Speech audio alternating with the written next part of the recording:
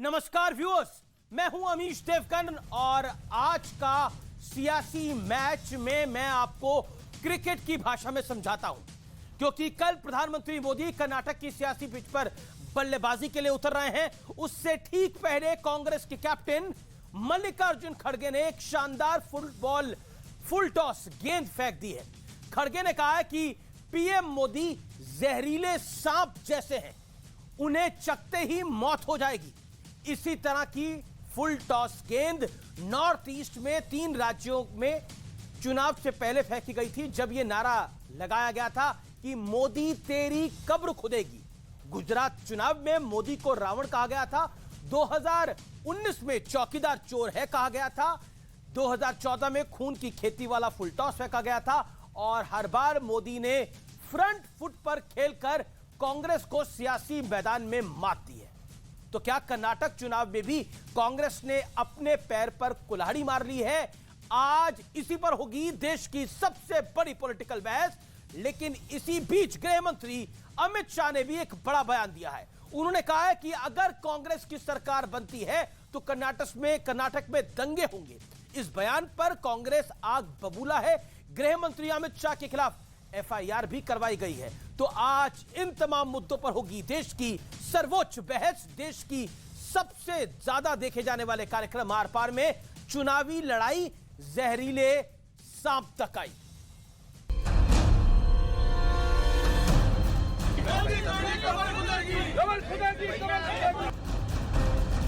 मैं daily 2 kilo, 2.5 kilo, 3 kilo गाली खाता हूं।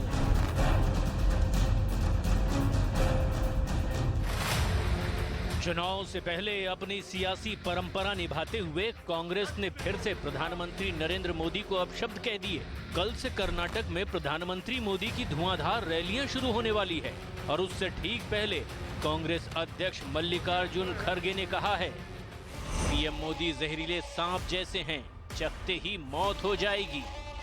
ಮೋದಿ ಅಂದ್ರೆ ಈ ವಿಷದ ಹಾವಿದ್ದಂಗೆ. ನೀವಂದ್ರೆ ಇದು ವಿಷ ಅದ ಇಲ್ಲ ನೋಡೋಣ, ಸ್ವಲ್ಪ ನೆಕ್ ನೋಡೋಣ, ನೆಕ್ಕಕ್ಕೆ ಹೋಗಿರಿ, ನೆಕ್ಕರು ಸತ್ತ। और वो जो पार्टी से आते हैं उस पार्टी की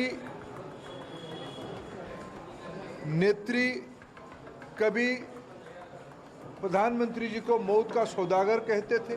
खड़गे जी अपने राजनीतिक आकाओं को, राजनीतिक मास्टर्स को संतुष्ट करने के लिए इस प्रकार की अपशब्द का व्यवहार किया। कभी कोई कहता है मौत का सौदागर, कभी कोई कहता है नीच, कभी कोई कहता है बिच्छू। आप चुनाव नहीं जीत सकते तो कम से कम अभद्र भाषा का प्रयोग करना तो बंद करें। There is a poison in the mind of Kharge towards Narendra Modi ji and BJP. मैं मांग करती हूँ मल्लिकार्जुन खड़गे माफी मांगना, पूरे देश का माफी मांगना, प्रधानमंत्री जी का माफी मांगना। हंगामा मचा तो बयान को रफू करते हुए खड़गे बोले, मैंने तो बीजेपी की विचारधारा को जहरीला सांप कहा। बीजेपी की आइडियोलॉजी है क्या? राष्ट्र प्रथम। अब क्या खड़गे जी ये कह रहे हैं कि मोदी को नहीं हिंदुस्तान को गाली दी है? गुजरात चुनाव से पहले खड़गे ने ही पीएम मोदी को रावण कहा था। पूर्वोत्तर चुनाव से पहले कांग्रेस ने मोदी की कब्र खोदने का नारा बुलंद किया, जिसका हर्ष सामने आ चुका है। लेकिन आज दिग्गज नेता रहे गुलाम नबी आजाद का एक बयान सुनना भी जरूरी है। कांग्रेस की जो सेंट्रल लीडरशिप है मौजूदा, वो खुश होती है अगर कोई मोदी को गाली देता है तो? हाँ, बहुत खुश होती है। सही बात है। जैसे क्या जो है लीडरशिप वो है। लीडरशिप तो हमें पता है। ये आप इंदिरा गांधी और राजीव गांधी के वक्त में नहीं देख सकते। तो सवाल ये है कि क्या गांधी परिवार को खुश रखने के लिए पार्टी के पैरों पर कुल्हाड़ी मारी जा रही है? आज इसी पर होगी देश की सबसे बड़ी बहस। और अब वक्त है आर पार के सुप्रसिद्ध विश्लेषण का। गालियों पर कांग्रेस को मिले परिणाम का विश्लेषण देखिए। सोनिया गांधी ने क्या कहा था? मौत का सौदागर। साल था 2007 का महीना था दिसंबर, मौत का सौदागर कहा गया। परिणाम आया, गुजरात में कांग्रेस की हार हुई। दिसंबर 2014 खून की खेती, सोनिया गांधी ने कहा था। परिणाम आया, लोकसभा चुनाव में यूपीए की करारी शिकस्त हुई और कांग्रेस अब तक के सबसे निचले स्तर पर पहुंची। मार्च 2019 याद करिए, चौकीदार चोर है का नारे के साथ बुलंद की राहुल गांधी ने कांग्रेस की के प्रचार को। लेकिन हाल क्या हुआ, एक बड़ी हार हुई लोकसभा चुनाव के अंदर और परिणाम यह भी हुआ कि राहुल गांधी को अध्यक्ष पद अपना खोना पड़ा, इस्तीफा देना पड़ा। 2022 दिसंबर में आते हैं, इसी कुछ महीने पहले रावण की तरह है मोदी, मल्लिकार्जुन खड़गे बोल गए थे और परिणाम हुआ गुजरात में कांग्रेस की ऐतिहासिक हार हुई, अब तक की सबसे बड़ी हार हुई। और अब 27 अप्रैल यानी आज की तारीख याद रखिए, 27 अप्रैल को कहा गया है, उससे पहले 23 फरवरी, उससे पहले 23 फरवरी पे वापस जाते हैं। 23 फरवरी, मोदी तेरी कब्र खुदेगी, कांग्रेस कार्यकर्ताओं ने यह नारा लगाया। परिणाम आया, पूर्वोत्तर के तीनों राज्यों के अंदर कांग्रेस साफ हो गई। अब 27 अप्रैल आते हैं, आज की तारीख पे जहरीला सांप कर्नाटक का परिणाम बाकी है। मेरे साथ बात करने के लिए कई मेहमान हैं, लेकिन बड़ा सवाल आपकी स्क्रीन पे आता है, क्या कांग्रेस ने फिर अपने पैर पर कुल्हाड़ी मार ली है? इस बड़े सवाल के साथ इस चर्चा में मैं जाता हूं, क्या कांग्रेस ने अपने पैर पर कुल्हाड़ी मार ली है? मेरे साथ आज की चर्चा में कौन कौन जुड़ा है, परिचय करा देते हैं। सुनील यादव, प्रवक्ता समाजवादी पार्टी के, राधिका खेड़ा कांग्रेस पार्टी की प्रवक्ता है, सुब्रास्त्रा है जानी मानी लेखिका और राजनीतिक विश्लेषक, साथ ही शहजाद पूनावाला जुड़ेंगे, भारतीय जनता पार्टी के प्रवक्ता नेता। धर्मेंद्र प्रधान केंद्रीय मंत्री भी इस चर्चा में मेरे साथ जुड़ेंगे। आप तमाम लोगों का अभिनंदन है। राधिका खेड़ा, जहरीले सांप है मोदी। अभी तो कुछ दिन पहले आप लोगों ने नारा लगाया था मोदी तेरी कब्र खुदेगी, कब्र खोद रहे थे, आज सांप बता रहे हैं, वो भी जहरीला। देखिए, सबसे पहले तो अमीश जी, मैं ये कहना चाहूंगी, जिस बारे में हमारे कांग्रेस अध्यक्ष मल्लिकार्जुन खड़गे जी ने चर्चा करी और उनका ट्वीट भी आपने पढ़ लिया होगा, उन्होंने साफ तौर से कहा कि मेरा जो बयान था वो मोदी जी के लिए नहीं था, पर उस विचारधारा के लिए था जो विभाजनकारी विचारधारा है। भारतीय जनता पार्टी की विचारधारा जो दलित विरोधी विचारधारा है, गरीब विरोधी विचारधारा है, वो सिर्फ एक आदमी के फेवर की विचारधारा है, वो है अदानी साहब की। और ये सब जानते हैं, क्योंकि आज के समय में जो देश हमारा जल रहा है, इस बात को आपको मानना ही पड़ेगा कि नफरत की राजनीति करी जाती है, नफरत फैलाई जाती है। अरे ये तो वो लोग हैं अमीश जी, और ये मेरे शब्द नहीं है, सतपाल मलिक जी के खुद के शब्द है। सतपाल मलिक पर मैं बाद में आ जाऊंगा, लेकिन देश जल रहा है। नहीं, आपने एक वक्तव्य बोला, आपको मैंने 1.25 मिनट बोलने का मौका दिया। मैडम, मैंने आपको 1.25 मिनट बोलने का मौका दिया, आपने बोला देश जल रहा है। सबको 1.25 मिनट दीजिएगा। बिल्कुल, सबको 1.25 मिनट ही दूंगा। देश जल रहा है, देश जल रहा है, टाइम करा जाएगा। आपने बोला देश जल रहा है, और आपने बोला कि प्रधानमंत्री मोदी के लिए नहीं बोला, बीजेपी के लिए बोला है। लेकिन मल्लिकार्जुन खड़गे साहब ने क्या बोला, I am quoting him, PM Modi जहरीले सांप की तरह है। आप सोच सकते हैं ना कि ये जहर है या नहीं, यदि आप इसे चाटते हैं तो मर जाएंगे। यहां तो नरेंद्र मोदी का नाम लिया जा रहा है, ना बीजेपी का नाम है, ना अदानी का नाम है। आप उसको भी कोट करिए जो उन्होंने। देखिए अमीश जी, मैं जब आप शुरुआत कर रहे थे, जो आपने चलाया भी, जो आपने स्टोरी भी चलाई, उसमें आपने कहा कि हम गुजरात हार गए। अरे ये भी तो बताइए कि किस तरीके से हिमाचल की जनता ने टाटा कर दिया भारतीय जनता पार्टी को। याद है ना किस तरीके से वही अनुराग ठाकुर साहब, जिनका आप वीडियो दिखा रहे थे, उन्होंने आंसू बहाए थे, क्या हालात थे हिमाचल के। तो ये भी बताया करिए। आप लोग दिखा रहे, बहुत अच्छी बात है कि गुजरात जीते, पर ये भी बताइए कि हिमाचल की जनता ने उनको बाहर का रास्ता भी दिखाया। और ये जो सब हो रहा है, क्योंकि कर्नाटक के चुनाव, और ये मेरे आंकड़े, हर सर्वे बता रहा है कि कांग्रेस की सरकार कर्नाटक में बन रही है। ठीक है, कांग्रेस की सरकार बने ना बने, मैं उस विषय पर, वो जिस दिन नतीजा आएंगे उसकी भी चर्चा कर लेंगे। जिस दिन नतीजा आएंगे, सरकार आपको शुभकामनाएं, आप भी चुनाव जीते, बीजेपी भी चुनाव जीते, लेकिन मेरा लोकतंत्र जीतना चाहिए। लेकिन मुझे ये बताइए, नरेंद्र मोदी जहरीले सांप है। नहीं रहा ना अमीश जी, कहा नरेंद्र मोदी सांप है और देश जल रहा है। लोकतंत्र आपका जीत रहा है, लोकतंत्र आपका जीत रहा है, जहां पे सारी कम्युनिटी, सारे रिलीजन के लोग सुरक्षित नहीं है। कभी हिंदू मुसलमान के बीच में झगड़े होते हैं, कभी किसी धर्म जाति के बीच में झगड़े होते हैं, तो लोकतंत्र सुरक्षित है। जब मीडिया को अपनी बात कहने जाने का पूरा हक नहीं दिया जाता, तो लोकतंत्र सुरक्षित है। और जो राहुल गांधी जी के साथ हो रहा है कि उनको वेट करने का भी नहीं, उन्होंने कोई चोरी तो नहीं करी। और कितने ऐसे केसेस है भारतीय जनता पार्टी के, उनके नेताओं के, जिन्होंने कैसे कैसे शब्द इस्तेमाल किए और क्या, तो मतलब राहुल गांधी की सदस्यता गई, इसलिए मोदी जहरीले सांप है, ये नया फैक्टर सामने आ गया है। Okay, let me get a reaction. Shehzad Poonawalla, पूरी बीजेपी एक लाइन से खड़ी हो गई है। स्मृति ईरानी कह रही है अगर नरेंद्र मोदी के लिए नहीं बोल रहे थे, पूरी बीजेपी के लिए बोल रहे थे, उनकी विचारधारा के लिए बोल रहे थे, वो विचारधारा तो देश पे राज कर रही है, देश को गाली दे रहे थे क्या खड़गे साहब? लेकिन आपको भी एक फुल टॉस मिल गया है। देखिए ऐसा है, आपको भी फुल टॉस मिल गया है। कर्नाटका में हार नजर आई, कांग्रेस को बौखलाहट आई और इसीलिए गाली गलौज पर उतर आई। ये कांग्रेस पार्टी नफरत की दुकान है, गाली गलौज की दुकान है, मोहब्बत की दुकान नहीं है। और मैं आपको बता दूं कि शब्द शायद खड़गे जी के जरूर हो, पर ये सोच, ये विचार गांधी परिवार के है। मौत का सौदागर से शुरू होता है, 80 गालियों तक जाता है। मोदी जी को नीच, भस्मासुर, उनकी जाति को लेकर गालियां देना, उनके परिवार को जिस प्रकार की भाषा पवन खेड़ा ने बोली थी वो भी हमें याद है, उनके स्वर्गीय पिताजी के बारे में, वहां से लेकर हिटलर की मौत मरेगा, कब्र खुदेगी से लेकर आज जहरीला सांप कहना, ये कांग्रेस पार्टी की बौखलाहट है। अगर इनके पास मुद्दे होते, अमीश जी एक पैटर्न देखिए, मैं आपको पैटर्न बताना चाहता हूं। इमरान जो है इनका, इमरान जो कसीदे गाता है अतीक के लिए, वो चलेगा, पर प्रधानमंत्री, जो देश के प्रधानमंत्री है, उनको गाली गलौज देना, एसडीपीआई के साथ जो है गले मिलने के लिए बार बार ऑफर देना, फिर किस प्रकार से चाहे सुप्रिया श्रीनेत हो या चाहे सिद्धरमैया हो, उनका लिंगायत समाज के मुख्यमंत्री के बारे में अपमानजनक टिप्पणियां करना, तो सीधे सीधे ये वोट बैंक को साधने के लिए, इसलिए मैं कहता हूं ये सहयोग नहीं, ये बहुत बड़ा उद्योग और प्रयोग है। और राधिका जी ने तो क्लैरिफाई कर दिया कि ये बदले की राजनीति से भी प्रेरित है। और बाय द वे जो पूरा बयान है खड़गे जी का, मैं चुनौती देता हूं, हालांकि मैं कन्नड़ा नहीं जानता हूं, पर कोई भी व्यक्ति सुन सकता है, उसमें मोदी जी के शब्द नाम का उल्लेख है, पर उसमें कहीं पर भी बीजेपी या देश चल रहा है, लोकतंत्र खतरे में है। हाँ देखिए ऐसा है कि अब मैं एक करके बात कर दूं। आपसे कमी मिला अभी तक।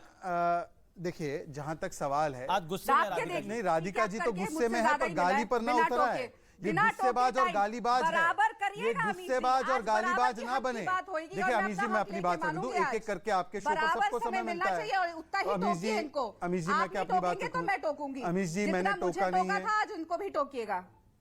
अभी मैंने सवाल पूछा, आपने शायद सुना नहीं, तो कई सवाल पूछा मैंने, बोला कि वो कह रहे हैं लोकतंत्र भी खतरे में है और देश जल रहा है। देखिए ऐसा है, लोकतंत्र हिंदू मुसलमान के बीच में, बाकी कम्युनिटीज के बीच में, लोकतंत्र की दुहाई वो ना दे जिनके खून में इमरजेंसी का डीएनए है, जिन्होंने 75 में इमरजेंसी लगाई, किशोर कुमार के गाने बंद करवा दिए, सेंसरशिप लगाई, कमिटेड जुडिशरी बनाई, वो आज वो बात कर रहे हैं लोकतंत्र के बचाने की। और वही लोग आज बात कर रहे हैं जिस प्रकार से, देखिए मुझे लगता है दंगों की भी बात इनको नहीं करनी चाहिए। हाशिमपुरा, मलियाना, मीरठ, नेल्ली, मुजफ्फरनगर, दिल्ली, जिन्होंने ये सारे नरसंहार कराए और सिखों से लेकर मुसलमानों का, अल्पसंख्यक समाज का नरसंहार कराया। और बाकी सब तो छोड़ दीजिए, कादरी समाज के जो कादरी, जो उस समय जिनको पद्मश्री मिला, उन्होंने भी क्या कहा, कांग्रेस ने हमेशा धोखा दिया है मुसलमानों को। आज तो कादरी हो या पादरी हो, ये सभी लोग मुसलमान हो या चाहे भक्त हो हनुमान के, वो सारे लोग भारतीय जनता पार्टी के साथ है। पर एक चीज लास्ट में कहूंगा, देखिए वैसे ये नाग जो होता है, हम तो नाग पंचमी भी मनाते हैं, मैं तो मुसलमान हूं, पर हिंदू संस्कृति में नाग को भी बहुत अहम दर्जा दिया जाता है। शिव जी के गले के इर्द गिर्द नाग ही रहता है। पर देखिए जो रोम संस्कृति के होते हैं ना, उनको राम संस्कृति, उनको शिव संस्कृति, इसके बारे में कोई ज्ञान नहीं। इसीलिए मैं आपको एक बयान सुनाना चाहता हूं। मोदी से नफरत करते करते खड़गे जी का एक बयान सुनना जरूरी है, बहुत जरूरी है। स्पेशल समय है इनका। और ऐसे मोदी जी को अगर और शक्ति मिलेगी देश में, तो समझो फिर इस देश में सनातन धर्म और आरएसएस की हुकूमत आएगी। जी देखिए ये नफरत केवल मोदी जी के प्रति नहीं है, ये नफरत दरअसल ये हिंदू समाज के प्रति है। और इसलिए इमरान प्रतापगढ़ी जैसे व्यक्ति को भी इन्होंने कैंपेन में उतारा है। जी इमरान प्रतापगढ़ी आपके स्टार प्रचारक हैं, जो अतीक अहमद के लिए कसीदे पढ़ते हैं। उतना तो समाजवादी पार्टी नहीं पढ़ रही, और आपके लिए नरेंद्र मोदी जहरीले सांप हैं, अतीक अहमद हीरो है। संतोष पाटिल कौन है? क्या भारतीय जनता पार्टी के प्रवक्ता जानते हैं संतोष पाटिल कौन है? शहजाद जी जानते हैं? बताता हूं। संतोष पाटिल की बातों पर आपने अभी तक एफआईआर किया, पर देश के प्रधानमंत्री राजीव गांधी ने 85% वाली सरकार का बताया था। 85% कमीशन राजीव गांधी ने बताया था। लुटेरे पंजे ने 85% कमीशन रखने का काम किया, वो तो देश के प्रधानमंत्री थे। राजीव गांधी को मौका मिल जाए, क्या राजीव गांधी को जानते हो? शहजाद जी अब उनको 1 मिनट का मौका दीजिए। राजीव गांधी का नाम सुना? जानते संतोष पाटिल? अरे संतोष पाटिल आपका वर्कर है, उसका नाम ले लो। राजीव गांधी आपके प्रधानमंत्री थे। आपका वर्कर है संतोष पाटिल। 85% वाली सरकार का बताया उन्होंने। शहजाद जी, और अब बीच में मत बोलिए, अब मैं बोल लूं अगर आपको गाली मत देना बैठे मैडम, कल गाली शायद मत ये देना। प्रभावित हो गए आम आदमी पार्टी के स्पोक्स पर्सन मैडम, से, गाली मत आम आदमी देना, पार्टी के गाली स्पोक्स मत पर्सन से प्रभावित होकर आज ये स्टूडियो में आ गए। मैं कोई गाली नहीं दी है, तो आप ये बकवास हाथ करके जोड़, टाइम वेस्ट हाथ मत जोड़। करिए शो का। अब मुद्दे पे आते हैं। हाथ जोड़, मैंने गाली कोई मत दीजिए। देखिए, अगर इन्होंने ये ड्रामा करना है इतने इंपॉर्टेंट शो पे, फिर इसीलिए हो रहा है डाइवर्जन, और इसी तरीके से भारतीय जनता पार्टी और इनके सारे प्रवक्ता ट्रेन करे जाते हैं, क्योंकि कर्नाटक की जनता पूछ रही है 40% जो कमीशन की खोर की आपने सरकार चलाई है उसके बारे में सवाल करेगी, तो आप लोग डाइवर्ट कर रहे हैं, क्योंकि आप लोगों ने कर्नाटक को बर्बाद कर दिया। और मैंने उनका नाम क्यों लिया, लेकिन मैंने संतोष पाटिल का नाम क्यों लिया, क्योंकि इन्हीं के बीजेपी वर्कर है, 2 कॉन्ट्रैक्टर में से एक जिन्होंने सुसाइड करी। क्यों? क्योंकि इनकी सरकार इन्हीं के वर्कर से 40% कमीशन ले रही थी। मोदी जी बोले नहीं बोले? देश में 1,70,164,033 सुसाइड्स हुई हैं, लेकिन प्रधानमंत्री जी उनका भी मजाक उड़ाते हैं, उन पर भी चुप्पी रखते हैं। तो देश जल रहा है। जब देश का किसान 1 साल तक धरने पे बैठा रहा, जी मैं ओके राधिका हो गए तो देश जलने लग गया। बताइए, मतलब राहुल जी को उनकी सदस्यता खोनी पड़ी तो देश जलने लग गया। ये गजब तर्क है कांग्रेस पार्टी का, जहां एक घर को ही देश मानने लगते हैं, परिवार को ही पूरे कंट्री मानने लगते हैं। अब मुझे अपनी बात कहने दीजिए। अमित जी, आपने उनका लंबा वक्तव्य दिया, मैं जवाब भी देने के लिए अगर आप बराबर समय नहीं देंगे तो मैं डिबेट छोड़ दूंगी। आप या तो बराबर समय दीजिए, ऐसे नहीं चलेगा।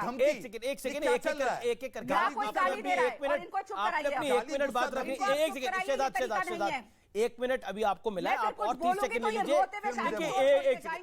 लेकिन आप कह रही हैं कि आपने एक पॉइंट रखा। इत्मीनान से राधिका जी, इत्मीनान से आप ही से सवाल पूछ रहा हूँ, आप ही से सवाल पूछ रहा हूँ राधिका जी, सवाल आप ही से पूछ रहा हूँ, सवाल का जवाब दीजिए। सवाल मेरा बड़ा डायरेक्ट है। आप कह रही हैं डाइवर्जन भारतीय जनता पार्टी कर रही है। मल्लिकार्जुन खड़गे क्या बीजेपी के इशारे के ऊपर डाइवर्जन कर रहे हैं जो मोदी को गाली दे रहे हैं?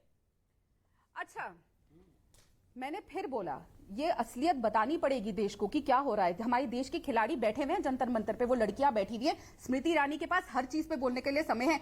बोली क्या वो इन खिलाड़ियों के लिए? आपने सभी बताया ना, स्मृति ईरानी का बयान आया। क्या स्मृति ईरानी का बयान आया ये रेसलर्स के लिए? नहीं आया। क्या स्मृति ईरानी का बयान किसी भी लड़की के लिए जब रेप होता है उत्तर प्रदेश में तो आता है? वो तो वहां से सांसद भी है और महिला बाल विकास मंत्री भी है, नहीं आता। मैं फिर बोलूंगी, क्या एक भी भारतीय जनता पार्टी का प्रवक्ता या नेता बोला उन रेसलर्स के लिए? कोई नहीं बोला। वो बेचारी बैठी हुई है और थैंक्स की मीडिया दिखा रही है उनको, वरना ऐसा नहीं हुआ कि मीडिया ने उनको दिखाया नहीं। बहुत बहुत धन्यवाद।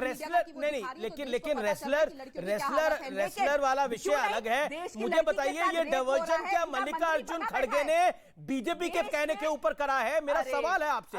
आपने बोला डाइवर्जन हो रहा है, डाइवर्जन हो रहा है। डाइवर्जन क्या मल्लिकार्जुन खड़गे बीजेपी के कहने के ऊपर कर रहे हैं? आप कह रहे हैं मोदी जहरीला सांप है, देश का प्रधानमंत्री जहरीला सांप है, जो उसको छुएगा वो मर जाएगा। आप सोचिए ये क्या बात है। पहले आप कह रहे थे कि मोदी तेरी कब्र खुदेगी, 3 राज्यों के अंदर आपने उसका नतीजा देखा। प्रधानमंत्री डॉक्टर मनमोहन सिंह जी रेनकोट पहन के नहाते हैं, ये किसके शब्द थे बताइए अमीश जी? मेरे शब्द थे? किसके शब्द थे? नरेंद्र मोदी जी के शब्द थे ना। किसी ने सवाल पूछा, जर्सी गाय 50 करोड़ की गर्लफ्रेंड, रामायण याद आ गई हंसी से, किसी ने पूछा? कभी किसी ने सवाल नहीं पूछा, तब किसी को कुछ बुरा नहीं लगा। जर्सी गाय, हाइब्रिड बछड़ा और कांग्रेस की विधवा। अरे भाई अमीश जी, मेरा राइट टू रिस्पॉन्ड तो दीजिए। इतना लंबा वक्तव्य हो, 30 सेकंड दे दीजिए और थोड़ा सा 1-on-1 दीजिए ताकि इंटरप्शन ना हो। हम तो कह ही रहे सारे राइट भारतीय अमीश जी, अरे एक सेकंड मैडम, आप उनका समय गिन लीजिए कितना दिया। अभी आप कह रही थी कि कोई किसी के बीच में ना बोले। अभी आप जैसे सवाल पूछा बीच में बोलिए, आपको मौका मिला। देखिए ऐसा है अमीश जी, इन्होंने कहा कि संतोष पाटिल ने 40% कमीशन का आरोप लगाया। आज तक उस पर कोई एफआईआर नहीं हुई, ना कोर्ट की प्रोसीडिंग हुई। पर एक देश के प्रधानमंत्री, इन्हीं के प्रधानमंत्री ने ये कहा 85% कमीशन लिया जाता था और एक समय पर केवल खूनी पंजा और जो है भ्रष्टाचारी पंजा ही था। तो मतलब कि कांग्रेस की सरकारें 85% पे चलती थी। उस पर बताया राधिका खेड़ा जी, पहली बात। दूसरी बात, मैं इनसे पूछना चाहता हूं, एक गोल पोस्ट की दुकान अगर होती ना तो कांग्रेस पार्टी की होती। हर जगह गोल पोस्ट बदलना है क्या? आज खड़गे जी ने डाइवर्जन के नाम पर पर ये क्या उन्होंने रेसलर्स की बात की?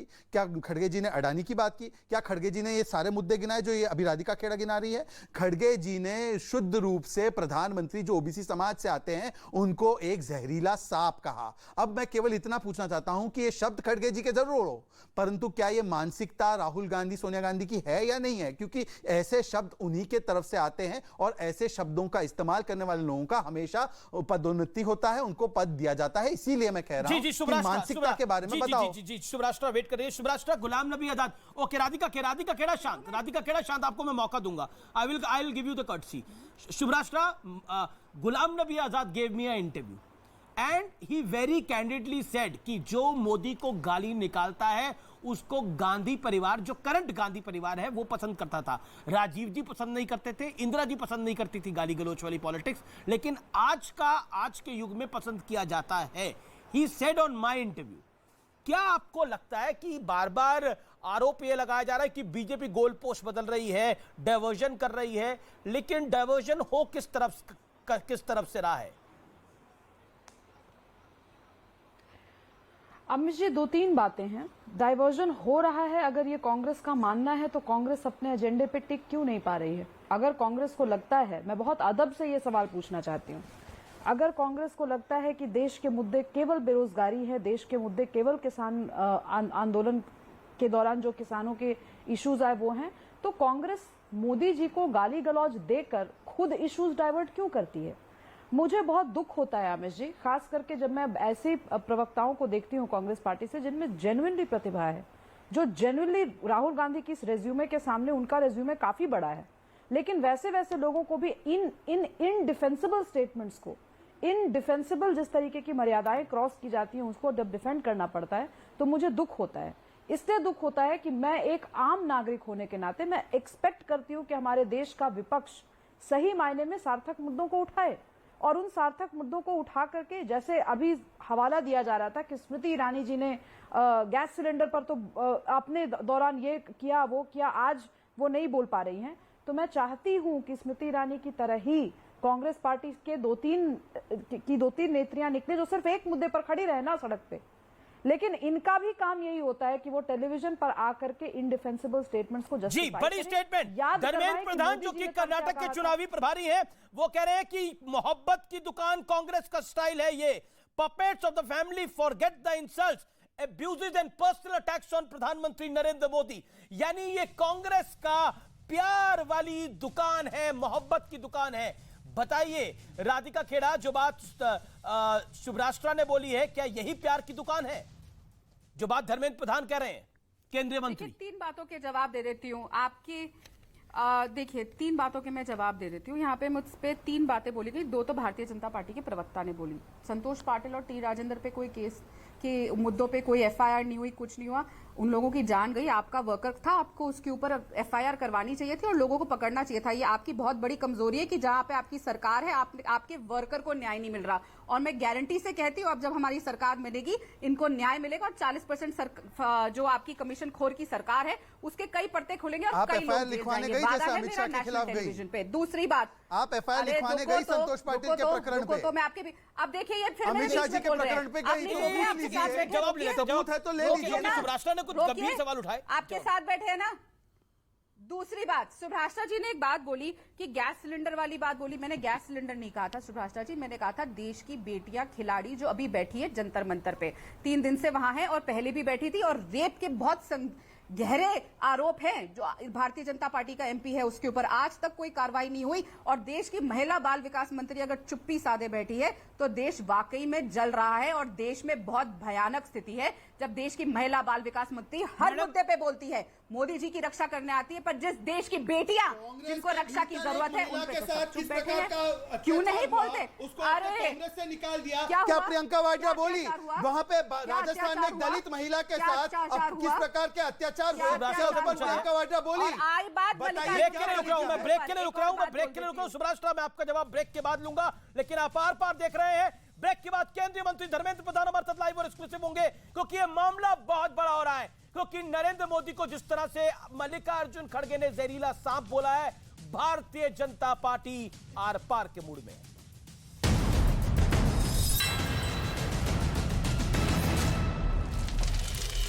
मामले में 30 से ज्यादा लोगों को हिरासत में लिया। और वहीं अमेरिका के राष्ट्रपति जो बाइडेन ने ऐलान कर दिया कि अगर उत्तर कोरिया ने परमाणु हमला किया तो वो वहां के शासक किम जोंग उन को उखाड़ फेंकेंगे। मतलब किम जोंग उन के लिए वो दिन आखिरी हो सकता है। ये चेतावनी बाइडेन ने दक्षिण कोरिया के राष्ट्रपति के साथ हुई प्रेस कॉन्फ्रेंस के दौरान दी।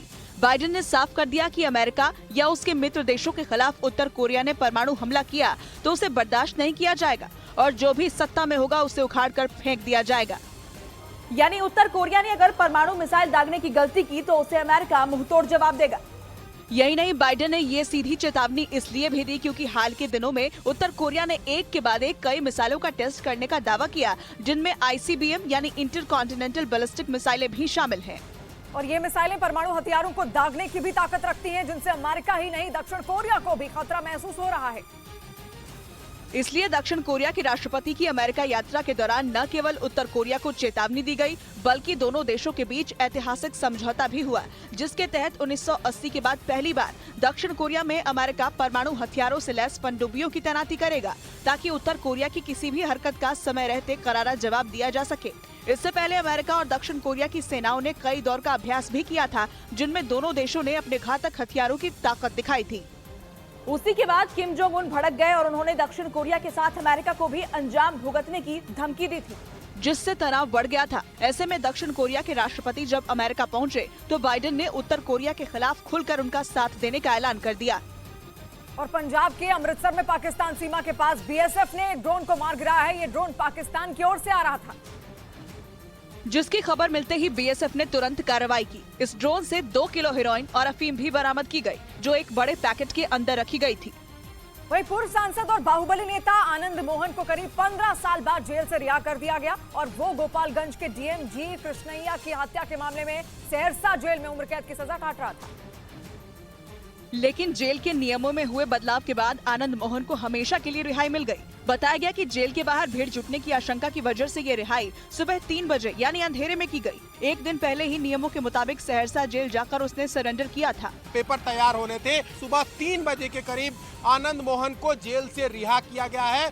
रिहाई की खबर के बाद आनंद मोहन के गाँव में उसके स्वागत की तैयारी की गयी। आनंद मोहन जी के समर्थक बहुत खुशी है। हमारे लिए तो आज का दिन दिवाली और होली के बराबर है। बताया गया कि गांव पहुंचकर वो लोगों को संबोधित कर सकता है। हालांकि आनंद मोहन को मिली राहत पर बिहार में हंगामा थमता हुआ नहीं दिख रहा है। रिहाई की खबर के बाद से ही वो विपक्ष के निशाने पर है। और साथ ही DM जी कृष्णैया के परिवार वाले भी लगातार सवाल उठा रहे हैं। इस मामले में वो सुप्रीम कोर्ट भी जा सकते हैं। ये गलत है, बहुत गलत है।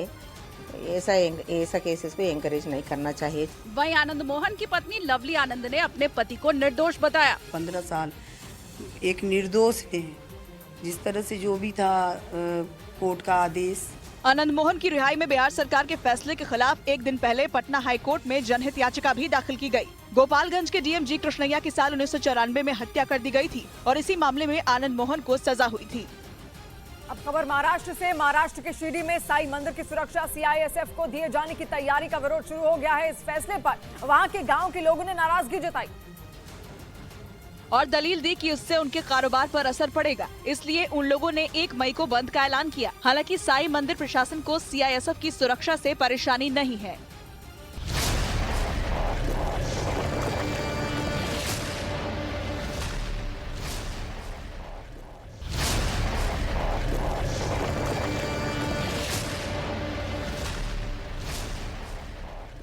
नमस्कार, न्यूज 18 इंडिया देख रहे हैं आप और मैं हूं आपके साथ शिवानी पांडे। अब शुरुआत करेंगे बड़ी खबर के साथ। अतीक अहमद से जुड़ी हुई। प्रयागराज में अतीक के ससुर के घर पर हुई छापेमारी में पुलिस को एक डायरी मिली है, जिसमें अतीक से जुड़े कई कारोबारियों और मददगारों के नाम हैं।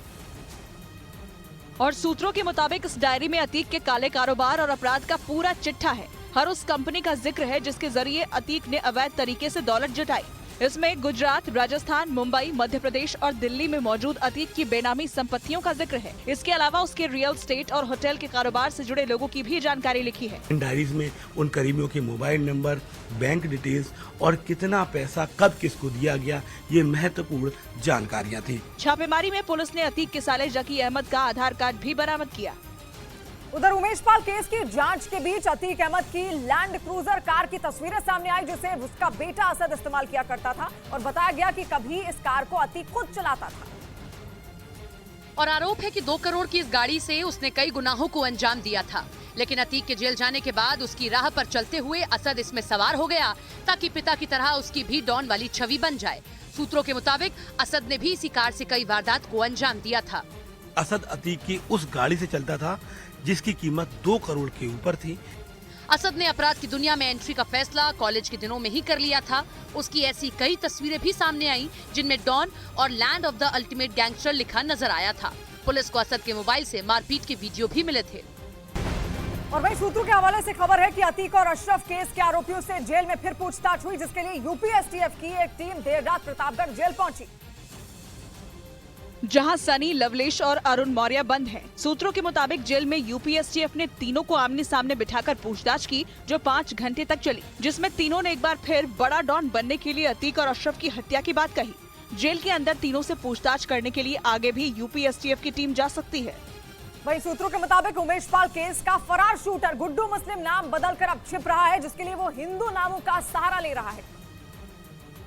मतलब गुड्डू मुस्लिम हिंदू नाम के जरिए गुमराह करने में जुटा है ताकि पुलिस या यूपी एसटीएफ की टीम उस तक पहुंच न पाए। सूत्रों के मुताबिक ओडिशा में आयुष चौधरी के नाम से गुड्डू मुस्लिम ने अपनी पहचान छिपाई थी।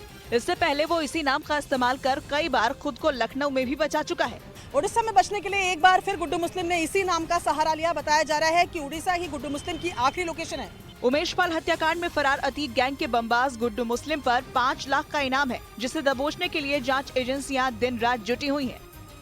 और वहीं अतीक अहमद के बेटे उमर और अली के खिलाफ एक और एफआईआर दर्ज की गई। ये मुकदमा अतीक गैंग से जुड़े और उसके करीबी बिल्डर मोहम्मद मुस्लिम ने दर्ज कराया, जिस पर पहले से ही कई केस दर्ज हैं। मोहम्मद मुस्लिम ने प्रयागराज के खुलदाबाद थाने में एफआईआर लिखवाई, जिसमें 15 करोड़ की प्रॉपर्टी नहीं देने पर अपहरण और जान से मारने की धमकी देने का जिक्र है। साथ ही 1.25 करोड़ की अवैध वसूली का भी आरोप लगाया गया। एफआईआर में अतीक के दोनों बेटों के करीबी असाद कालिया, मोहम्मद नुसरत और एहतशाम करीम के अलावा अजय के नाम शामिल हैं। हालांकि कुछ दिनों पहले अतीक के करीबी मोहम्मद मुस्लिम और असद की बातचीत का ऑडियो भी सामने आया था। अतीक का बेटा उमर लखनऊ जेल, जबकि अली प्रयागराज जेल में बंद है। और वहीं प्रयागराज में अतीक अहमद की पत्नी शाइस्ता परवीन का एक कोल्ड स्टोरेज चर्चा में आ गया है। आरोप है कि अतीक ने अपनी पत्नी के लिए इसे जबरन हड़प लिया था, जिससे हर साल करोड़ों की कमाई होती थी। इसीलिए अतीक ने इसे गोल्ड बैंक का नाम दिया था।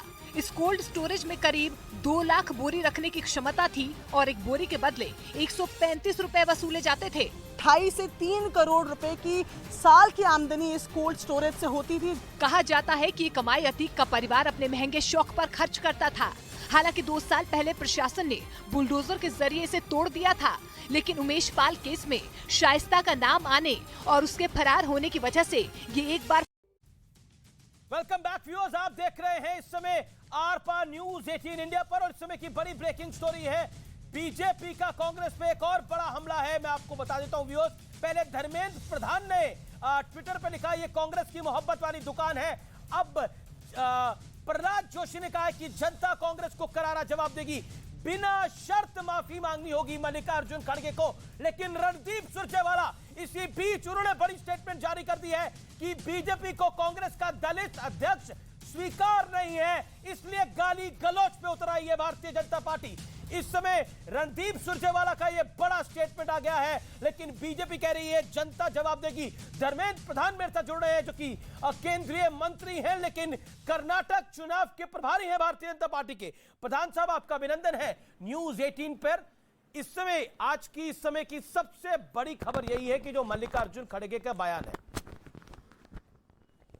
लगता है आवाज जी प्रधान साहब, मल्लिकार्जुन खड़गे का बयान है। उन्होंने बोला हमने मोदी को टारगेट नहीं किया, बीजेपी को टारगेट किया है। ठीक है अमित जी, न्यूज 18 की जो कर्नाटक के बेंगलुरु की प्रतिनिधि है उनसे आप एक बार और बात कर लीजिए। मल्लिकार्जुन खड़गे साहब देश की एक बहुत बड़े नेता हैं, प्रमुख विरोधी दल के अध्यक्ष हैं जी, और राज्यसभा में नेता प्रतिपक्ष है। उन्होंने कोई लुकी छुपी तरीके से बात को नहीं कहा है। कर्नाटक की एक चुनावी सभा में सार्वजनिक तौर पे रह के उन्होंने विषय को रखा है। आप उसको, मैंने तो आज दिन में कई बार उसको समझा, मेरे तो समझ स्पष्ट है कि उन्होंने सारे मर्यादा को आज उन्होंने उल्लंघन किया। हमें कभी खरगे साहब जैसे कद्दावर नेता जिनकी सामाजिक जीवन का इतना लंबा सफर है, ऐसे वो शब्द लगा सकते हैं क्या? हम तो पहले समझ नहीं पाए, बाद में फिर हमको एक समझ आई, एक हमारे एक अनुमान बनी कि खड़गे साहब शायद उनकी पार्टी की जो राजनीतिक तरीके इन दिनों में हुए हैं, उनकी पार्टी के जो राजनीतिक बॉस है, उनकी जो राजनीतिक अक्का है उनकी, ये तो उन्हीं की शब्द है। देश की प्रजातंत्र में विश्वास रख के देश की जनता ने एक सामान्य घर के व्यक्ति को देश के प्रधानमंत्री की भूमिका में आज बिठाया है। प्रधानमंत्री नरेंद्र मोदी जी जब गुजरात में थे तब भी कांग्रेस पार्टी की ओर से उनको मौत की सौदागर कहा गया। बाद में सैनिकों की संघर्ष के उपरांत सैनिकों की बलिदान को संदेह में रख के कहा गया खून की दलाली हो रही है, उन्हीं खानदान के लोगों ने कहा था। खरगे साहब ने अपने राजनीतिक आकाओं को संतुष्ट करने के लिए और एक शब्द और नीचे गए हैं, जो शब्द आज उन्होंने लगाया है। मैं बहुत जिम्मेवारी के साथ कहता हूं, ये खरगे साहब के शब्द नहीं हो सकते हैं, ये उनकी राजनीतिक आकाओं की दबाव में उन्होंने ये कहा है। एक सवाल जो कि खड़ा होता है यहाँ पर कि क्या आपको लगता है, क्योंकि बार बार कांग्रेस पार्टी कह रही है कि, और रणदीप सुरजेवाला जो कि कांग्रेस के कर्नाटक प्रभारी है, वो उनसे जब सवाल पूछा गया हमारे संवाददाता द्वारा कि खड़गे साहब ने इस तरह का बयान दिया है, तो उन्होंने बोला खड़गे साहब दलित समाज से आते हैं, बीजेपी को दलित अध्यक्ष स्वीकार नहीं है कांग्रेस पार्टी का, इसलिए भारतीय जनता पार्टी इस तरह के निचले दर्जे की पॉलिटिक्स कर रही है। देखिए अमित जी, खरगे साहब कांग्रेस पार्टी के राष्ट्रीय अध्यक्ष हैं, हमें स्वागत है, हमें कोई आपत्ति नहीं है, वो उनकी पार्टी के राष्ट्रीय अध्यक्ष। मैंने कहा ना, खरगे साहब को हम पार्टी की ओर से और व्यक्तिगत रूप में बहुत आदर करता हूं, और तो मैं तो आज इसीलिए आश्चर्यचकित हूं, प्रधानमंत्री नरेंद्र मोदी जी सार्वजनिक तौर पे राज्यसभा में या लोकसभा में डिबेट करते हुए या निजी तरीके में कभी खरगे साहब को मिलते हैं, हम नज़दीक से दिखे हैं। प्रधानमंत्री जी की व्यक्तिगत श्रद्धा, सम्मान और आदर खरगे साहब के प्रति कितना है। विषय खरगे साहब कहां से आते हो विषय नहीं है। सुरजेवाला जी ने कुछ दिन पहले क्या कहा था, मोदी तेरा कब्र खुदेगी। मेरा सुरजेवाला जी के साथ असहमत हो सकता है, लेकिन मैं ये शब्द लगाऊंगा क्या? हम राहुल गांधी जी को, आदरणीय सोनिया जी को आलोचना करते हैं, लेकिन क्या मैंने कभी कहा या मेरे पार्टी ने कभी ये कहा है कि हम आपकी कब्र खोदेंगे? क्या आप खून की दलाली कर रहे हो, आप मौत की सौदागर हो? ये मेरे राजनीतिक संस्कृति नहीं है। इसलिए सुरजेवाला जी अपने राजनीतिक संस्कृति को गलत तरीके से थोपने के लिए ये फिर ये मुद्दे पे ना जाए। कर्नाटक की जनता, देश की जनता पिछले कई सालों से, मैं कहीं 1-2 दशकों से प्रधानमंत्री नरेंद्र मोदी जी के प्रति कांग्रेस पार्टी के नेतृत्व की असहिष्णुता, सामंतशाही मनस्थिति को देख रहा है। आज उन्होंने एक नया लोग पे गया है। एक पॉलिटिकल पंडित हैं, कुछ कांग्रेस के नेता हैं, वो एक बात को कह रहे हैं कि बीजेपी डाइवर्जन करने का प्रयास कर रही है। भारतीय जनता पार्टी जो है वो कर्नाटक में चुनाव हार रही है, इसलिए डाइवर्ट करने का प्रयास कर रही है। कभी हिंदू मुसलमान लेके आती है, कभी ये खेल रही है। व्हाट यू हैव टू से टू दैट मिस्टर प्रधान? देखिए, कांग्रेस पार्टी के पास कोई मुद्दे नहीं है कर्नाटक के चुनाव में। मैं पिछले कई महीनों से कांग्रेस पार्टी की एजेंडा, कांग्रेस पार्टी की इश्यूज को देख रहा हूं। कांग्रेस पार्टी के पास कोई मुद्दे नहीं है। कांग्रेस पार्टी की कॉन्ट्रडिक्शंस की बंडल पड़े हैं उनके पास।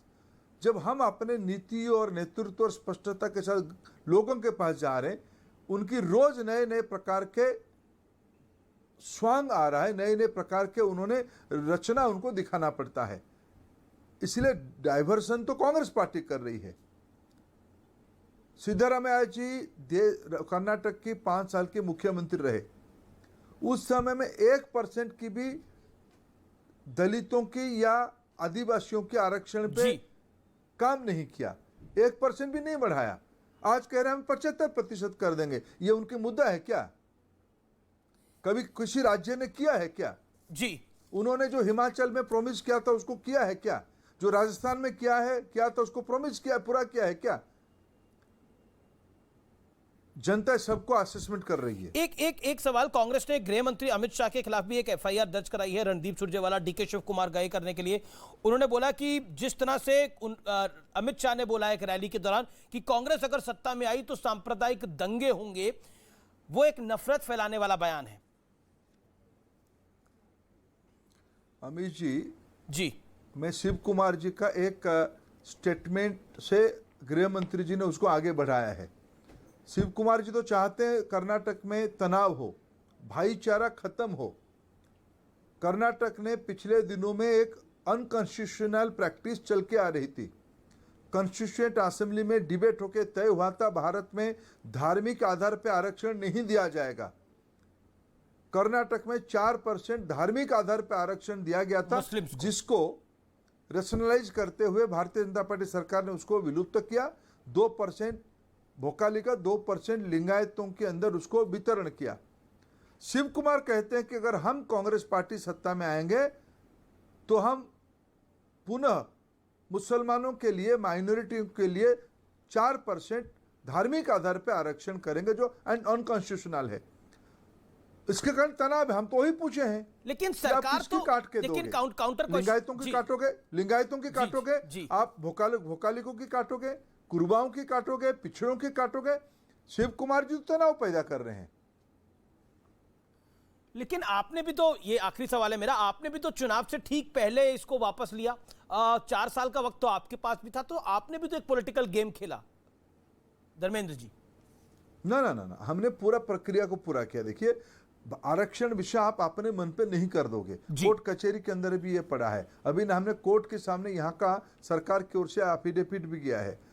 हमने इस प्रक्रिया को पूरा किया, करते करते जिस समय में हमको करना पड़ा हमने किया है। लेकिन आप तो लंबे समय, आपने तो कांग्रेस पार्टी ने इस देश में राष्ट्रीय स्तर पे और राज्यों में दशकों तक शासन की दायित्व में, डिकेड्स लॉन्ग उनके हाथ में दायित्व रहा। लोग उनको रिजेक्ट किए हैं, वो झूठ बोले हैं लोगों के सामने, असत्य बोले हैं, इसीलिए उनको रिजेक्ट किए हैं। जी बहुत बहुत शुक्रिया हमारा आपको, आप हमारे साथ जुड़े, आपने अपनी बात को रखा। Thank you so much. Dharmendra Pradhan केंद्रीय मंत्री और कर्नाटक में चुनाव के प्रभारी हैं भारतीय जनता पार्टी के। उन्होंने बोला कि निश्चित तौर पर यह बयान बहुत गलत है और एक बार फिर कांग्रेस ने अपनी परंपरा को बरकरार रखा है मोदी को गाली देने वाली। मैं सीधा रुख करता हूं सुनील यादव का, समाजवादी पार्टी के प्रवक्ता का। सुनील यादव, क्या आपको लगता है कि मोदी तेरी कब्र खुदी गई से अब कहानी यहां तक आ पहुंची है जिसमें नरेंद्र मोदी को जहरीला सांप कहा जा रहा है? फिर कहा जाता है कि राजनीति में शुचिता आती क्यों नहीं है? देखिए अमीश जी, मैं आपको धन्यवाद दूंगा कि आपने समय दिया कम से कम।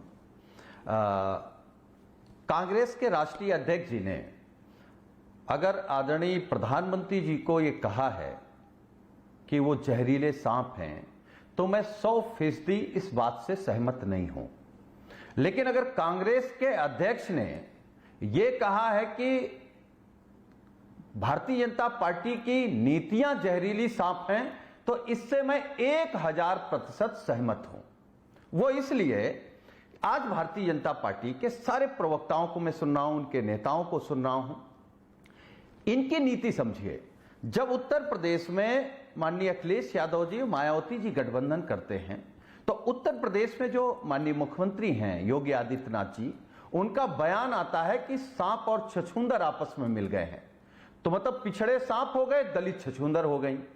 ये लोग कह रहे हैं आदरणीय मायावती जी के खिलाफ दया शंकर सिंह, जो उत्तर प्रदेश में परिवहन मंत्री हैं, उन्होंने ऐसे शब्दों का प्रयोग किया था कि हम आपके कार्यक्रम में उन शब्दों का प्रयोग नहीं कर सकते।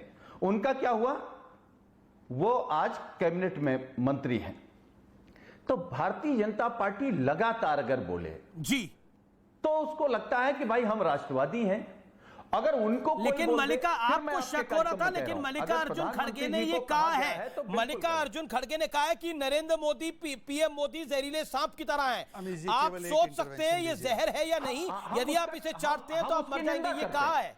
हम एक ही इंटरवेंशन दीजिए। नहीं, हम उसकी निंदा करते हैं। और जो दूसरी बात है, आज अमीश भाई, आज देश जानते संकट में क्यों है। देश में किसान को कुचलने वाले मोदी जी के सरकार में आज मंत्री हैं। देश के लिए, तिरंगे के लिए खेलने वाले खिलाड़ी हमारी बहनें जी विषयांतर क्यों कर रहे हैं? अमित जी, एक बहुत ही बड़ा क्लैरिफिकेशन है, मैं चाहूंगा कि मैं इस क्लैरिफिकेशन को डाल दूं आपके शो के पटल पर, क्योंकि लाखों लोग देख रहे हैं। हैरान हो रहे थे कि सुनील यादव कैसे चर्चा में आ गए? नहीं, मैं तो एक सेकंड सुनील जी, झूठ नहीं बोल रहे हैं सुनील जी अब शहजादपुरा वाला को सुनो, पप्पू यादव भी मेरे से जुड़ गए हैं जी। और मैं अमित जी कृपया ऑडियंस को कुछ सुनाई नहीं देता, ऐसे कुछ सुनाई नहीं देता। आप मुझे मौका दे रहे तो ईमानदारी से और इज्जत से दीजिए ताकि मैं अपनी बात बोल सकूं। सुनील जी 30 सेकंड सुनिए, फिर आप ही का जवाब ले लेता हूं मैं। बार बार दो प्रवक्ताओं ने बैठे हुए कहा और क्लीन चिट दिया कि ऐसा कुछ नहीं कहा गया है। अगर ऐसा नहीं कहा गया है तो खड़गे जी ने खुद, ये अधिकृत उनका बयान है, यदि मेरे स्टेटमेंट ने किसी को भी हर्ट किया है तो मैं इसके लिए माफी मांगता हूं। हालांकि ये मान रहे हैं कि ये गांधी नहीं है, क्योंकि गांधी तो माफी नहीं मांगते, पर बहरहाल इन्होंने माफी मांगी, मतलब कि इनको भी आभास है कि उन्होंने ये बड़ी आप खबर बता रहे हैं। ये ANI ने ट्वीट किया है, ये उनका स्टेटमेंट है। ये ANI ने ट्वीट किया है।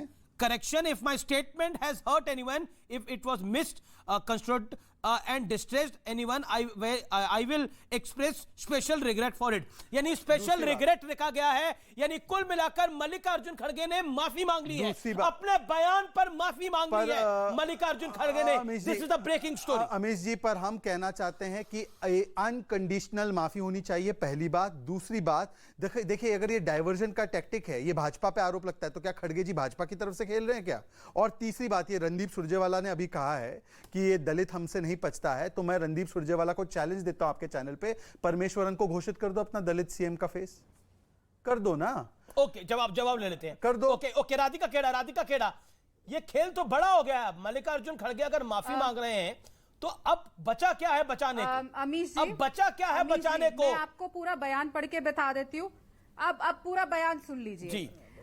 बीजेपी की विचारधारा विभाजनकारी व मत्स्यपूर्ण तथा गरीबों व दलितों के प्रति नफरत व पूर्वाग्रह से भरी है।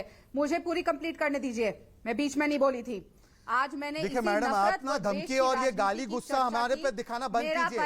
सुप्रिया सिनेत और आप जैसों को बहुत निपटना आता है मुझे। आप इस प्रकार से अपमानजनक बातें मत कीजिए। राधिका खेड़ा, आप भी अपनी हैसियत में रहिए, आप भी पार्टी के प्रवक्ता, मैं भी हूँ। आपकी यहाँ पे बातें सुनने बैठा नहीं हूँ, क्योंकि मैं एक अल्पसंख्यक समाज से। आप मुझसे ऐसे बात करेंगी क्या? क्योंकि मैं अल्पसंख्यक समाज का हूँ तो आप मुझे गाली गलौज करेंगी? आप मुझे अरे तूने बोलेंगी? ये क्या तरीका है? आप एक ओबीसी प्रधानमंत्री को गालियां देंगे? एक अल्पसंख्यक प्रवक्ता है तो उसको इस प्रकार से अपमानित किया जाएगा? नहीं, मैं इस प्रकार से बैठता हूँ। मैं पसमानदा समाज से, तो मुझे इस प्रकार से अपमानित किया जाएगा? हम लोग की कोई हैसियत नहीं है क्या? कौन है ये कौन है? नहीं, वो भी प्रवक्ता है, आप भी प्रवक्ता है, दोनों सम्मान है मेरे लिए। दोनों का सम्मान है। Radhika Khera, make your point. क्या बोला है मल्लिकार्जुन खड़गे ने, बताइए आप। मलिक कर रहे थे कि कैसी वैसी, आपने नहीं टोका, आपने टोका, आपके साथ बैठ के ये इस तरीके के अपशब्द इस्तेमाल कर रहे थे। क्या अपशब्द किया? एक अपशब्द बताओ, कौन सा अपशब्द इस्तेमाल किया? मैं शो छोड़ूंगी, क्योंकि अगर आपके शो पे महिला की इज्जत नहीं रखी जा सकती तो महिला आप अपनी बात को रखिए। मल्लिकार्जुन खड़गे ने क्या कहा? लायक नहीं है कि एक महिला उस पे बैठे। आपके साथ बैठ के वो आदमी कंटिन्यूअसली नॉनसेंस बोल रहा है और आपने एक बार क्या नॉनसेंस बोला? आप अपना तरीका देखिए बोलने का, अपना लहजा देखिए बोलने का। मैं क्योंकि अल्पसंख्यक समाज से, उसका मतलब ये नहीं आप मुझसे इस प्रकार से। मेरे लिए दोनों सम्मानजनक है। देखो, बेवकूफ दिखाई दे रहे हो शहजाद पूनावाला। अरे राधिका, आपके सर्टिफिकेट की आवश्यकता मुझे नहीं है, और राहुल गांधी जैसे पार्टी के जो चाटुकार प्रवक्ता है उनकी तो आवश्यकता नहीं है। आप भी ये शब्द बोले, आप भी वो ना बोले। वो बेवकूफ बोले, वो मुझसे इस प्रकार से बातें करे, वो देश के यशस्वी प्रधानमंत्री को साफ कहे, ये सब चलेगा? मैंने गाली दी बेपिंदे लोटे को। अरे आप कौन सा लोटे से आई है? आप जरा पूछ लीजिए। कांग्रेस पार्टी आम आदमी पार्टी को कभी गाली देती है, कभी गोद में बैठती है, कभी समाजवादी को गाली देती है, कभी गोद में बैठती है, कभी डीएमके को राजीव गांधी का हत्यारा बताती है, गोद में बैठती है। राधिका खेड़ा, आपके 30 सेकंड है, आप अपनी बात रखिए। राधिका खेड़ा जी, आपके 30 सेकंड है, आप अपनी बात को रखिए। आपके 30 सेकंड है। मल्लिकार्जुन खड़गे ने क्या कहा, क्लैरिफिकेशन क्या है? उन्होंने माफी मांगी। बीजेपी की विचारधारा विभाजनकारी व मत्स्यपूर्ण तथा गरीबों व दलितों के प्रति नफरत व पूर्वाग्रह से भरी है। आज मैंने इसी नफरत व द्वेष की राजनीति की चर्चा की। मेरा बयान न व्यक्तिगत तौर से प्रधानमंत्री मोदी जी के लिए था, न किसी और व्यक्ति विशेष के लिए, अपितु जिस विचारधारा का वो प्रतिनिधित्व करते हैं उसके लिए था। प्रधानमंत्री मोदी के साथ मेरी लड़ाई निजी लड़ाई नहीं है, वैचारिक लड़ाई है। मेरा इरादा किसी की भावना को आहत करने का नहीं था, और अगर जाने अनजाने में किसी की भावना आहत हुई है तो मेरी मंशा कदापि यह नहीं थी, और ना ही ये मेरे लंबे राजनीतिक जीवन का आचरण है। बाकी का बयान मैं आपको भेज देती हूं। ये रिग्रेट ही तो है और क्या है? ओके, सुब्रास्टा एंड पप्पू यादव, मैंने कुछ कहा क्या? नहीं, regret, okay, regret, what regret means, what regret means सुब्रास्टा, दैट पॉइंट इज दिस। कहानी बदल, कहानी। अमित जी, जी पप्पू जी, पप्पू जी बोलिए। सुब्रास्टा होल्ड ऑन। सबसे पहले तो सबसे पहले आप ही कहते हैं, मान लिया, क्षमा मांगना और क्षमा करना, ये दोनों एक महानतम व्यक्ति का काम है। दूसरा, सबसे पहले एक बात मैं आपको बताऊं कि रेनकोट, मनमोहन सिंह जी का वो बयान 2017 में प्रधानमंत्री डॉक्टर मनमोहन सिंह पाकिस्तान के साथ मिलकर गुजरात में उन्हें चुनाव हरा रहे थे। सोनिया मानो गांधी, मियां परवेज, जेम्स माइकल लिंगदो पर उनके खिलाफ गठबंधन करने का आरोप लगाने वाला जहर की बात करेंगे। मनमोहन सिंह को देशद्रोही तक कहा। मनमोहन सिंह देश, और उन पर क्या क्या नहीं कहा गया था। आप शमशान कब्रिस्तान का इस्तेमाल करें, ईद दीपावली कट्टा का इस्तेमाल करें, कपड़ों से पहचान का इस्तेमाल करें। हिंदू, उन्होंने देश से माफी क्यों नहीं मांगी? सवाल ये नहीं उठता। सवाल उठता है कि दंगा फैलाएंगे कांग्रेस। गलती किसी बड़े, उन्होंने कह दिया कि मेरा इतने लंबे समय के राजनीतिक जीवन में ऐसा आचरण क्यों कहा खड़गे जी का नहीं रहा है। नरेंद्र मोदी जहरीले सांप है, ये क्यों कहने की आवश्यकता थी? मेरी बात तो सुनिए जी सर, मेरी बात सुनिए। लोहिया से समाजवाद था, लालू से राष्ट्रीय जनता दल है, अटल अडवाणी या जनसंघ के विचारधारा से बीजेपी की जो विचारधारा है, विश्व हिंदू परिषद या बजरंग दल या इन लोगों की, उस विचारधारा को लेकर के लगातार ये चर्चा होती रही है देश में, देश के बाहर।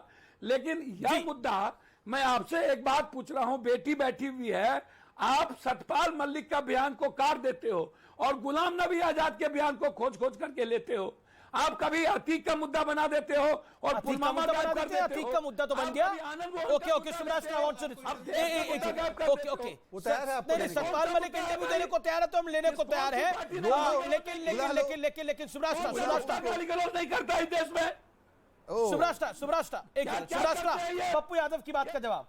सुब्रास्टा जी, पप्पू जी की बात का जवाब जी। वो कह रहे हैं गाली सब देते हैं, कोई माफी मांग लेता तो क्या बड़ी बात। अलावा बहुत सारे इश्यूज उठाए हैं, मैं उनसे पूछना चाहती हूँ कि आनंद मोहन के विषय पर क्या कहेंगे पप्पू जी? क्योंकि विषयांतर हुआ है, इसीलिए मैं पूछ ले रही हूँ, मैं अभी विषयांतर ही सवाल पूछ रही हूँ। आनंद मोहन के विषय पर यही कहेंगे, उस गुंडे के लिए जी, आनंद मोहन जी के विषय पर यही, वो दलितों के हत्यारे के लिए जी। सुनिए, आनंद मोहन के मुद्दे पर यही बोलेंगे कि बीजेपी के सुशील मोदी, रूडी, अटल जी, अडवाणी जी सब उनके घर पर जाके गठबंधन किए थे और बीजेपी ने चुनाव लड़ा उनकी पत्नी के साथ। रूडी तो सही हो गए, क्योंकि अटल जी, अडवाणी जी और गलत किया। अगर किसी ने किया तो गलत किया, चाहे रूडी ने किया, चाहे अटल जी ने किया, चाहे अडवाणी जी ने किया, गलत किया। आप क्या कहते हैं आनंद मोहन के बारे में? किया तो उस पर खंडन करिए। अरे आप आनंद मोहन के बारे में आप बहस क्यों नहीं? सुब्रास्टा, आपने ऐसा क्या? और भयानक खंडन क्या होगा पप्पू जी? कह तो रही हूँ कि बहुत सारे नेता गए होंगे आनंद मोहन। अब सुन लीजिए परिस्थितियां बताइए ना पप्पू जी। अब सुब्रास्टा जी बोल ले 30 सेकंड। आनंद मोहन के साथ खड़े हैं या उनके विपक्ष में खड़े हैं? साथ ही खड़े हैं। आपको नहीं समझ में आ रहा? उस बाहुबली नेता ने एक IAS ऑफिसर की हत्या की, आज पप्पू यादव की राजनीति क्या कहती है? आनंद मोहन के साथ है या उसके खिलाफ है? किस जोगी जी ने अपना 4 मर्डर केस वापस ले लिया और बिल्किस के केस में वापस लेकर, अरे जोगी जी की बात कहां से? जोगी जी बिहार में राजनीति कर रहे हैं। हम कह रहे हैं आनंद मोहन की बात करें, लवली आनंद, जिनकी कोई हैसियत नहीं थी सिर्फ सिवाय इसके कि वो आनंद मोहन की पत्नी थी, उनको विधायक बनाए जा रहे हैं। आपसे सवाल पूछा जा रहा है तो आप कह रहे हैं कि योगी जी का नाम लेके आ रहे हैं। योगी जी बिहार के CM है। योगी जी राजनीति कर रहे हैं बिहार में। योगी जी कहीं से विधानसभा चुनाव लड़ रहे हैं। योगी जी के नाम से बॉल चल रहा है पटना में। योगी जी के पुत्र और योगी जी की पत्नी विधायक बन के बैठे हुए हैं। योगी जी जदयू और राजद को साधे हुए हैं। कुछ भी मत बोलिए ना पप्पू जी, जो सवाल पूछा गया सीधा उसका जवाब दीजिए। और नहीं दे सकते हैं अगर प्रतिबद्धता है आपकी राजनीति, जैसे शायद अटल जी की रही होगी, जैसे शायद आडवाणी जी की रही होगी, तो आप भी कह दीजिए कि हाँ प्रतिबद्ध है। पप्पू यार, आनंद मोहन विषय नहीं है, वोट बैंक गड़बड़ा जाएगा। आनंद मोहन विषय नहीं है आज हमारा, आनंद मोहन हमारा विषय नहीं है, इसलिए मेरी राय है। एक वाक्य केवल कि जो दलित लाइव्स मैटर का बैनर लेकर घूमते हैं, एक दलित की हत्या करने वाले के लिए इतना प्रेम पप्पू यादव जी का देखकर मेरे मन में कई सवाल निर्माण हो रहे हैं। अच्छा ठीक है, ठीक है, ओके। भैया पप्पू जी प्रेम बीजेपी मत दिखाइए। नहीं भैया कांग्रेस भैया आपसे मैं एक आग्रह करूंगा, बोलिए 50 करोड़ की गर्लफ्रेंड कांग्रेस अध्यक्ष की जर्सी गाय कहने वाले खड़गे साहब पर उंगली नहीं उठाइए। चलिए अब मैं एक आपसे सवाल पूछता हूं, उसमें एक भी वाक्य जो आपने बताया है उसमें किसी का नाम नहीं लिया, आपने किससे जोड़ा उसको? उस सारे तमाम बयानों में एक भी नाम किसी व्यक्ति पर्सनैलिटी का नहीं था, जैसे मोदी जी का नाम था, पर आपने किसको समझ के जोड़ लिया? ये तो आपके ऊपर सवाल उठना चाहिए कि आपकी मानसिकता में इतना विष क्यों है कि अगर किसी ने कहा है जर्सी गाय तो आपके मन में क्या आया? नहीं 50 करोड़ की गर्लफ्रेंड बोला है तो आपके मन में क्या आया? किसी का नाम लिया है? पूरा बयान पढ़िए पप्पू जी, आज आप पूरा बयान पढ़िए उस पूरे बयान। 10 सेकंड भैया बोलो भैया, मेरी एक बात सुन लीजिए। नहीं आप पूरा बयान पढ़िए, 50 करोड़ वाला बयान पढ़िए पहले। सर के लिए राष्ट्र कवि सर राष्ट्र कवि दिनकर की एक बात, समर शेष है अभी मनुज भक्ति हुंकार रहे। हम आपको बिना देखे बोल देते हैं। जवाहर पर राष्ट्र कवि की एक पंक्ति, जब नाश मनुज पर चाहता है पहले विवेक मर जाता है। ये विवेक मर गया है कांग्रेस का। अच्छा ठीक है, ओके। मैं सीधा जेडीएस के प्रवक्ता का रुख करता हूं। जेडीएस के प्रवक्ता हैं मेरे साथ, उनका मैं रुख करता हूं। सर माफी चाहता हूं, आपके पास बहुत लेट आ रहा हूं, लेकिन कांग्रेस ने क्या ये सेल्फ गोल किया है? What is your view? Amish ji पहले मैं बता दूं, जब कर्नाटका का जो इलेक्शन हो रहा है, बीजेपी हार की कगार पे खड़ी हुई है। बीजेपी के खिलाफ एंटी इनकम्बेंसी चल रहा है, 40% करप्शन चार्जेस चल रहे हैं, हाई इन्फ्लेशन चल रहा है और हाई प्राइस राइज, ये सारे मुद्दे बात नहीं करती बीजेपी। जब बीजेपी हार के कगार पे खड़ी है, they start the polarisation, they start the hatred and they divide the communities and they contest the elections. They don't have an agenda to fight the elections. They don't have an agenda you are to a fight the respected elections. journalist. Has Khadge ji taken membership of BJP? I want to know. Please let me know. Okay बोलिए खड़गे साहब, has he taken membership of BJP? Okay खड़गे साहब कांग्रेस के are you sure? Give me 30 seconds. If you have the might and if you have the guts to please listen to it. ठीक है, लेकिन बीते एक दशक से, अब एक और इंपॉर्टेंट खबर, बीते एक दशक से मोदी के खिलाफ गालियां चल रही हैं। विपक्ष और खासतौर पर कांग्रेस का एक ये बड़ा हथियार रहा है, हालांकि इतिहास गवाह है कि उन्हें हमेशा इसका नुकसान ही उठाना पड़ा है। दूसरी ओर नरेंद्र मोदी एक खास अंदाज में पब्लिक के साथ अपना कनेक्ट बनाए हुए हैं। प्रधानमंत्री मोदी ने 2014 में जब सबसे पहली बार केंद्र में सरकार को संभाला, यानी सत्ता संभाली, तो रेडियो वाले दिनों को फिर से ताजा कर डाला। पीएम मोदी ने 3 अक्टूबर 2014 को पहली बार मन की बात कार्यक्रम की शुरुआत कर डाली और 30 अप्रैल 2023 को यह कार्यक्रम नॉट आउट सेंचुरी लगाने जा रहा है। ओटीटी के जमाने पर मन की बात वाले कॉन्सेप्ट कितना बड़ा है यह पहले समझ लीजिए। IIM रोहतक की स्टडी के मुताबिक देश के 100 करोड़ लोग कम से कम एक बार मन की बात कार्यक्रम सुन चुके हैं, जबकि 23 करोड़ लोग नियमित रूप से मन की बात को सुनते हैं। इनमें से 65% हिंदी में, जबकि 18% अंग्रेजी में सुनते हैं। देश की 96% आबादी इस कार्यक्रम के बारे में जानती है। यह आंकड़े बताते हैं कि जितना दुष्प्रचार मन की बात को लेकर फैलाया गया वो फुस हो गया। कहा जाता है कि प्रधानमंत्री सिर्फ अपने मन की बात करते हैं, देश की नहीं सुनते। ऐसे लोगों को IIM रोहतक की स्टडी को जरूर पढ़ना चाहिए, जिसके मुताबिक 60% लोगों में राष्ट्र निर्माण के कार्यों में जो योगदान देने का जज्बा पैदा हुआ है, 59% लोगों को लगता है कि उनका भरोसा सरकार पर बड़ा है।